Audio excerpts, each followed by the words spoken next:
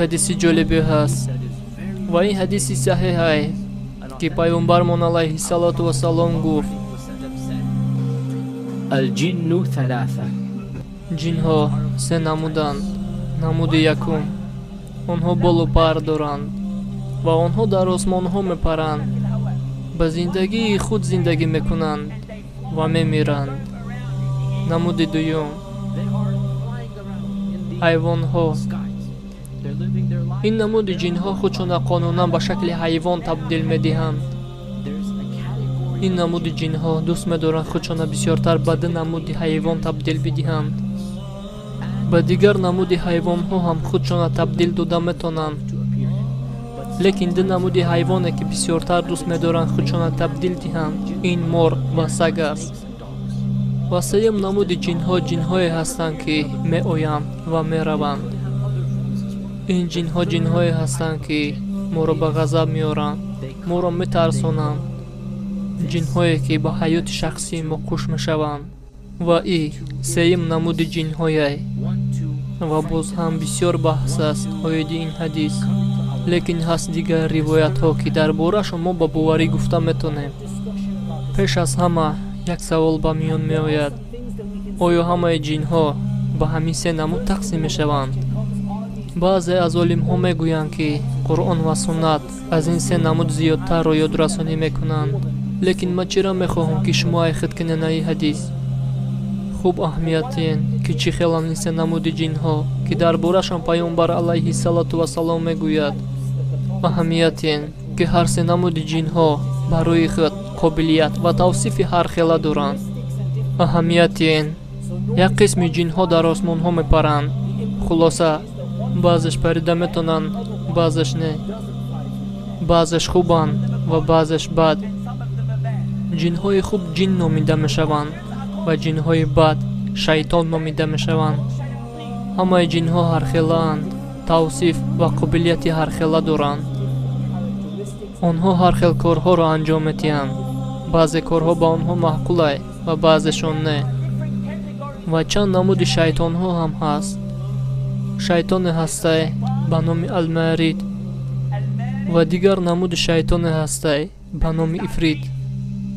آنها هم به مانند انسان هایند، بعضشان ظالمند، بعضشان از بحر دین گذشته، بعضی آنها کافرند. همین خیل هم در بین شیطان ها مرتبه است. مرتبه شان به کافری و قوت یک دیگرشان بلند بده میتونه و هر یکی آنها قابلیت و قوت هر خیلی دارند. به مانند ما برادران و خواهران عزیز من، یک تای شما 20 کیلوگرم برداشته میتونین و یک تای دیگه تون 200 کیلوگرم. یک تاتون با عقل بده میتونین و یک تای دیگه تون نه اونقدر با عقل. جن ها هم همین خیلند. و در حدیث ابو داود گفته می شود که جابر ابن عبدالله گفت که پیامبر الله صلی الله علیه و آله و سلام گفتند: اگر که شما عکاسی سگ و یا فریاد خر را شنیدید، از الله پناهگاه طلب کنید، زیرا به درستی آنها چیزی را دیدند که شما دیده نمیتوانید. همین خیل پیامبر فهماندند که سگ و خر قابلیت جنها را دیده ندارند، ولی الله درست‌تر میداند. یک نمود انیق جنها هسته که فقط بدی را میدانند خلاص، کاری آنها فقط بدیه. درباره این نمود جنها پیامبرمون به ما گفته که اینها در جایهای ناپاکی زیستن دوست می‌دارند که نامشان خبث و خبائث. آنها حاجتخانه ها را دوست می‌دارند برای که طبیعتشان همین نمود ناپاکیه. و اینها یک نمود جنهایند که در ناپاکی زیستن دوست می‌دارند. پیامبرمون به ما گفته که هر وقت که ما حاجتخانه در آمده نمی‌شویم، از الله باید پناهگاه طلب کنیم. اگر که این جنها در درون حاجتخانه باشند، پس یگان خیل ضررتان رسانده نمیتونند. هستند دیگر نمود جنها هم که قطعی انسان ها بدن دوست می‌دارند برای که طبیعتشان ناپاکه. تنها جنهای ناپاک با انسان های ناپاک یک جا بدن دوست می‌دارند. جنهای ناپاک با انسان های ناپاک یک جایند و میتوانند بعضا وقت ضررشان برسانند. یک نمود شیطان های هسته که به انسان ها شبهه را وادار میکنند.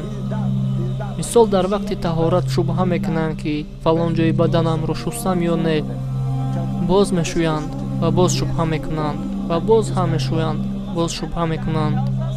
беҳтарин роҳи инсонро аз ин кор боздоштан ин аст ки аз пасаш нигоҳ кунӣ ва гӯӣ гӯш кун, ту аллакай шустӣ. аллоҳи мутаол ба мо гуфт ки ҷинҳо мегӯянд баъзе аз мо солеҳанд ва баъзе не, ва мо аз фирқаҳои гуногунем. фикрронӣ ва ҷаҳонбинии ҷинҳо гуногунанд. баъзеи ҷинҳо мусалмонанд ва баъзеашон кофир.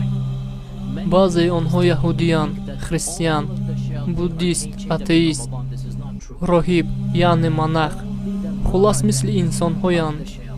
бисёри мусалмонҳо гумони хато мекунанд ки гӯё дар моҳи рамазон ҳамаи шайтонҳо бо занҷир маҳкам мешаванд. ин дурӯғе. тоқа шайтонҳои мурид маҳкам мешаванд. шайтонҳои мурид шайтонҳое ҳастанд ки якраву саркашанд, ки мехоҳанд фақат зарар расонанд ба инсонҳо. оё шайтонҳои мурид ба монанди шайтонҳои ифрит ба гурӯҳи ҷудогонае ҷудо мешаванд, ё ин ки ин шайтонҳое ҳастанд ки назар ба дигар шайтонҳо бисёртар зарар мерасонанд ба инсонҳо. аллоҳ дурусттар медонад, барои ки ифрит и дигар намуди ҷинай ва ё ин ки ай дигар намуди зоти ҷинҳо, вале аллоҳ дурусттар медонад. ҷинҳои кофир беҳад сурати бадрӯе доранд. онҳо на он қадар сурати фора медоранд. мо намедонем сурати пурраи онҳо чӣ гуна аст. ман бисёр инсонҳоеро дидам ки ҷинҳоро дар чандин шакл дидагиянд. лекин ман ба шумо чизҳоеро мегӯм ки аллоҳ дар бораи ҷинҳо ба мо гуфтагиай, ё ин ки мавҷудоти баде ки дар байни онҳоянд. аллоҳ азза ва ҷал дар бораи дарахте мегӯяд ки дар дузах мерӯяд. дарахти зақум, дарахте ки дард метиҳад ба дузахиҳо, ки дарахти хубе нест. ва аллоҳ дар бораи меваҳои ин дарахт мегӯяд ки мевааш монанди сари шайтонҳо аст.